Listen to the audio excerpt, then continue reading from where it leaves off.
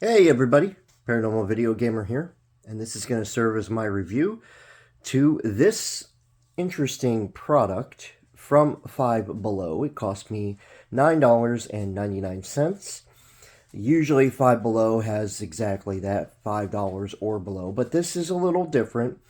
So I saw this when I was walking by some of the shelves, and I thought to myself, really, 400 games in a little tiny, looks like a Game Boy essentially.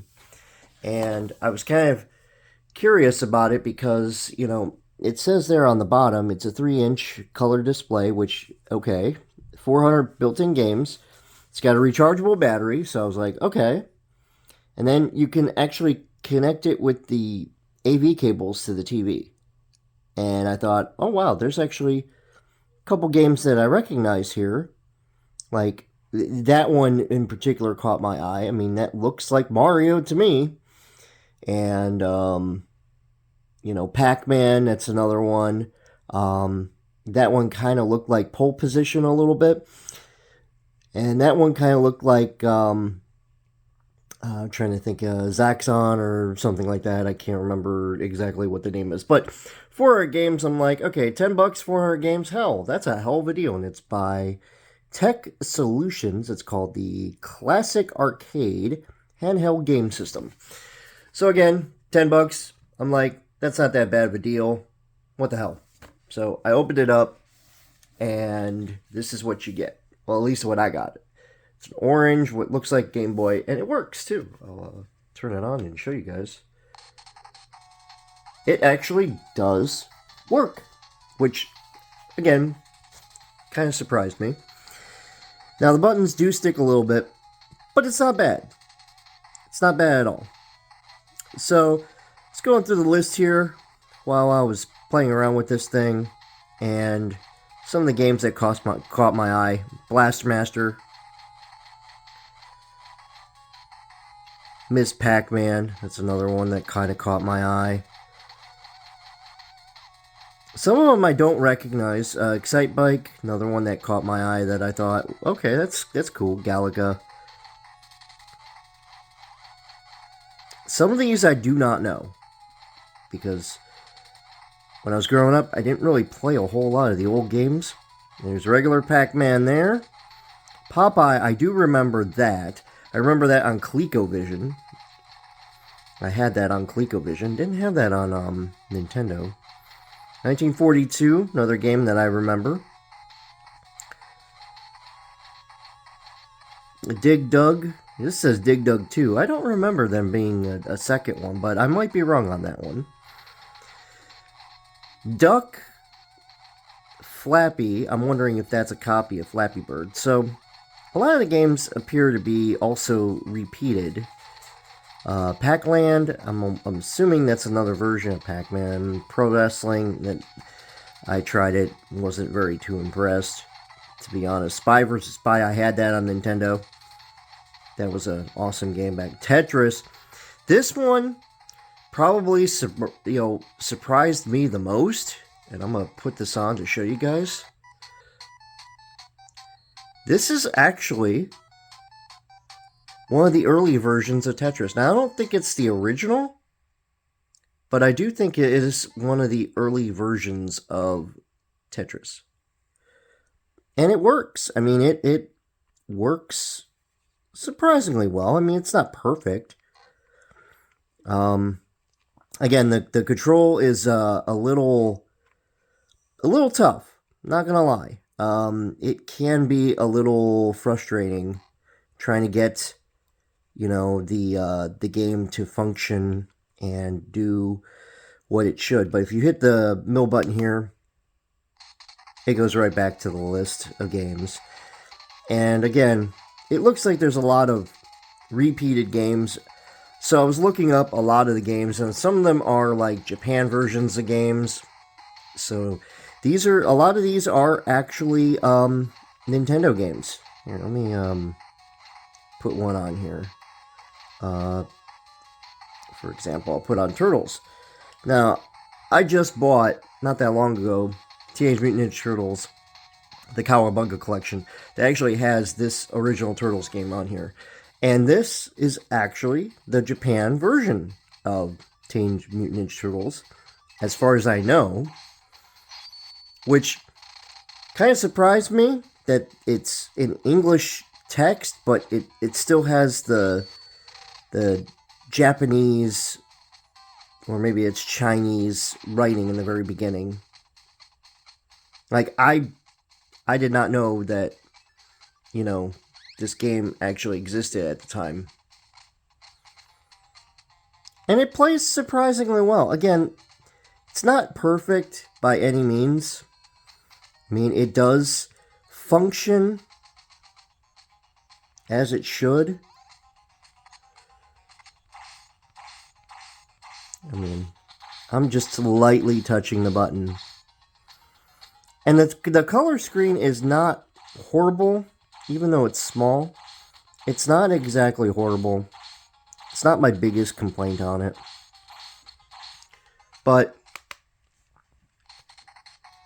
so, there are a lot of games on here that, I'll go to Miss Pac-Man, because that's still a very popular game even to this day. But yeah, there are a lot of games that are definitely copyrighted games that they ported onto this thing. And the color on Miss Pac-Man is kind of off. And I think the reason they did that is I think the screen that they selected was not the best screen to be putting it on. I think this screen is actually should be a completely LED type of screen. But it's not bad. It's not horrible. It's just the color's going to be off. And there's regular Dig Dug here. Now, Excite Bike I could totally dig because I grew up with Excite Bike. So, but yeah, I mean, Dig Dug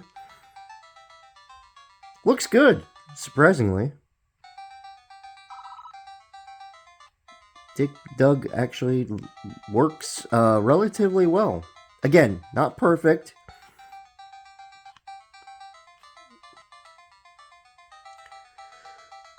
Get away! I'm trying to play with one hand. Nearly impossible. You're gonna die! Haha. No! Yeah, it's a little off in terms of the game.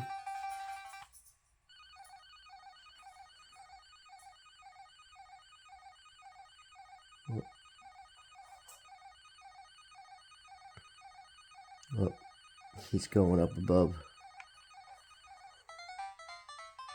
Okay. But yeah, it's not bad. I mean, for a little tiny gaming system, and Five Below is probably going to get sued for this, just because of copyright, or the company that makes this Tech Solutions. It's probably not even a real company.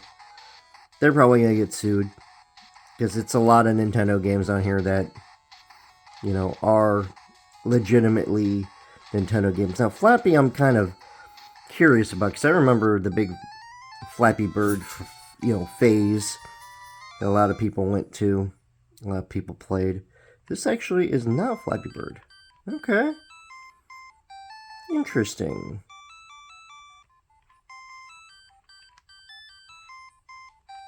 Yeah, I don't remember this game. Maybe somebody out there does. I only had so many games when I was growing up on my Nintendo and ColecoVision.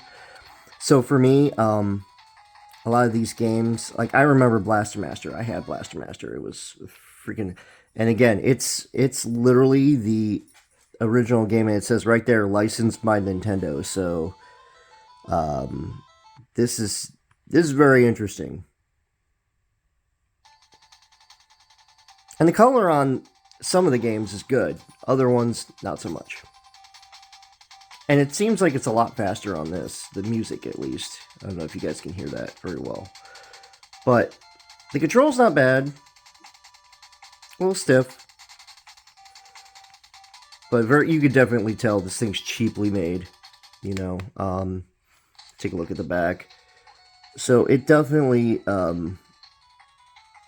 tells you like what the model is and the battery length and all that. And I'll open up the back of the battery case here to show you guys. So it does have, trying to show, it does have a pretty decent backlighting on it. It's not perfect, again, but for $9.99, it's not bad. It's not horrible, it's not great, it's not the best thing I've ever spent $10 on. But this is something that is probably only going to last like 6 months, a year. And it does get kind of loud. I mean, you can get pretty loud with this sucker. The speaker isn't bad. Not bad at all. You know, being able to play some of the old games, you know, especially when I don't feel like pulling out my old system and stuff, or my old systems. Not bad. Not bad at all. So, as a review of this classic arcade from Five Below, I'm going to say, based on its construction, it's very cheap plastic. I have to test the AV cable. I'll get to that eventually down the road. I'm not going to do it tonight, but it's not bad. I mean, I bought worse. I bought a lot worse, and I got a lot of people that have asked me, what could you possibly have bought that was worse than this? I actually bought it was basically a ripoff of a Game Boy Advance, and I bought it off of Wish, and not even 2 days after I bought it, it broke. It literally, the screen, I went to go pick it up, and the screen literally, like, snapped in half. And, I mean, it was thin plastic, and it was garbage, and, yeah. Tried to get my money back from Wish, and thank God I only spent, I think I spent $15 or maybe $17 from that particular device. And Wish refused to give me my money back. They gave me a credit stating that they couldn't refund to the card I used, which was a bunch of bull crap. And I ended up getting a game eventually from their site that was actually good, but still I couldn't get a refund for something that should have been a refund. But that's another story for another day. But to go into a star system on this, I'm going to give this a 4 out of 5. But I'm going to give everybody a warning that if you do go and buy this from Five Below, there is a chance that Five Below may contact you in the future and say, hey, look, you bought one of these products. We have your information from your card. We need to recall these because we are facing a lawsuit. So it is something that you have to consider when you buy one of these, which I understand. It may not happen, but Five Below might get sued at some point. Because, again, there are a lot of Nintendo games on this from what I could see. And I kind of proved that with Blaster Master. It's a Nintendo game that only Nintendo has the right to, you know, put out there. Not anybody else, not a third party like this Tech Solutions company. I highly doubt they got any of the permission from Nintendo to put this out there and allow it to be sold in stores. So, but it's interesting. It's very interesting. And I hope you guys enjoyed this review. And it's an honest review. And let me know what your comments are on this particular device. And I'll turn it back on here. So let me know down below what you think. Worth $10? Especially around Christmas time?